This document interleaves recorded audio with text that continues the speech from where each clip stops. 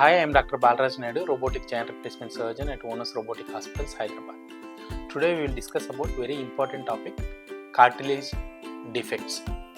అసలు cartilage defects ఎందుకు వస్తాయి? సో నార్మల్గా నీ జాయింట్ మనము ఈ విధంగా వైట్ కలర్ ఉన్నది బోను, ఇది బ్లూ కలర్ది కుచ్చు, ఇది మెనిస్కస్. సో ఇవన్నీ కూడా 40 years వరకు అందరికీ నార్మల్గా ఉంటాయి. 40 years దాటిన తర్వాత దెన్ స్లోలీ కార్టిలేజ్ అనేది అరగడం స్టార్ట్ అవుతుంది. సో ఎర్లీ ఆర్థరైటిస్ అంటే మనకు ఓన్లీ ఒక కాండైల్ నుంచి డిఫెక్ట్ వస్తుంది. దెన్ మోడరేట్ ఆర్థరైటిస్లా కంప్లీట్గా 2 కాండైల్స్ నుంచి కార్టిలేజ్ ఊడిపోతుంది. అండ్ అడ్వాన్స్డ్ ఆర్థరైటిస్లో కంప్లీట్గా 3 joints, especially medial joint space తగ్గిపోవడం, లేటరల్ జాయింట్ స్పేస్ తగ్గిపోవడం, పటెల్లా ఫిమరల్ జాయింట్ స్పేస్ తగ్గడం జరుగుతుంది. సో ఈ ఆర్థరైటిస్కి రావడానికి గల మెయిన్ కారణం 2 రకాలు. ఒకటి ఆస్టియో ఆర్థరైటిస్, రెండోది రుమటాయిడ్ ఆర్థరైటిస్. ఆస్టియో ఆర్థరైటిస్ అంటే ఏజ్ రిలేటెడ్ ఆర్థరైటిస్, ఎస్పెషల్లీ వయసుతో పాటు 40-45 years దాటిన తర్వాత స్టార్ట్ అవుతుంది. అండ్ యూజువల్గా ఇవన్నీ కూడా అంటే వయసుతో పాటు ప్రతి ఒక్కరికి వస్తాయి. అండ్ రెండోది మనకు రుమటాయిడ్ ఆర్థరైటిస్ అంటారు. రుమటాయిడ్ ఆర్థరైటిస్ అంటే జెనెటిక్, ఎస్పెషల్లీ 28 to 35 years వాళ్ళకి స్టార్ట్ అవుతాయి. సో దీంట్లో కార్టిలేజ్ డిఫెక్ట్ రావడానికి ఇంకొక రీజన్ ఉంది, especially known as sports injuries. ఈ లోపల ఏదైతే లిగమెంట్ ఉందో, ఏసీఎల్ లిగమెంట్, ఇది టేర్ అయినా, మెనిస్కస్ టేర్ అయినా, నెగ్లెక్ట్ చేసినా ఈ కార్టిలేజ్ డిఫెక్ట్ అనేది కంప్లీట్గా, ఎస్పెషల్లీ ఒక 1 centimeter కార్టిలేజ్ అనేది వెళ్ళిపోతుంది. దాన్ని కార్టిలేజ్ డిఫెక్ట్ అంటారు. దీనికి especially it is completely different from దీన్ని osteochondritis dissecans of the knee, OCD knee అంటాం.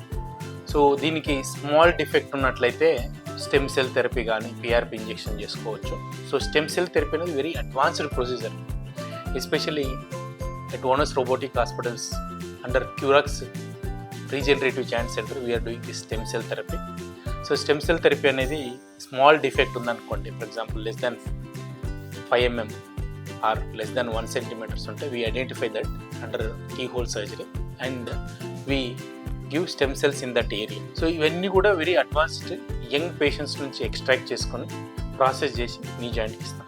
ఎస్పెషల్లీ లార్జ్ డిఫెక్ట్స్ ఉంటే then we do OATS procedure, is also key hole procedure. ఈ ఏదైతే నాన్ వెయిట్ బేరింగ్ జోన్ అంటే ఇక్కడ నుంచి ఎస్పెషల్లీ సైడ్స్ నుంచి తీసుకొని వచ్చి దెన్ వెయిట్ బేరింగ్ జోన్కి ట్రాన్స్ఫర్ చేస్తాం. దీన్ని ఓట్స్ ప్రొసీజర్ అంటాం. ఈ ప్రొసీజర్స్ అన్నీ చేసిన తర్వాత పేషెంట్స్కి అందరికీ కూడా మళ్ళీ ఒక 20 years స్టేజ్ 2 నుంచి 3కి వెళ్లకుండా కాపాడుకోవచ్చు. Cartilage defects especially meniscus tear, ACL tear అయిపోయి గ్రాస్గా నెగ్లెక్ట్ చేస్తూ ఉంటారు, వాళ్ళకు ఈ కార్టిలేజ్ డిఫెక్ట్స్ వస్తుంటాయి. వీళ్ళను ఎర్లీ స్టేజ్లో అయితే stem cell therapy and later స్టేజ్లో వచ్చినట్టయితే స్మాల్ డిఫెక్ట్స్ 1 centimeter కంటే ఎక్కువ ఉంటాయి, then we do OATS procedures. And ఒకసారి ప్రొసీజర్ చేసిన తర్వాత we keep them on non weight bearing. So physiotherapy first week 30 degrees movement, second week 60, then third week 90 degrees and fourth week 120 degrees చేసిన తర్వాత complete normal to life within 2 months to 3 months వస్తుంది. And all these procedures అయిపోయిన తర్వాత చాలామంది మమ్మల్ని అడుగుతుంటారు, ఎన్ని రోజుల్లో మీరు స్పోర్ట్స్ ఆడొచ్చు అంటే విత్ ఇన్ 3 months టైంలో they can go back to normal.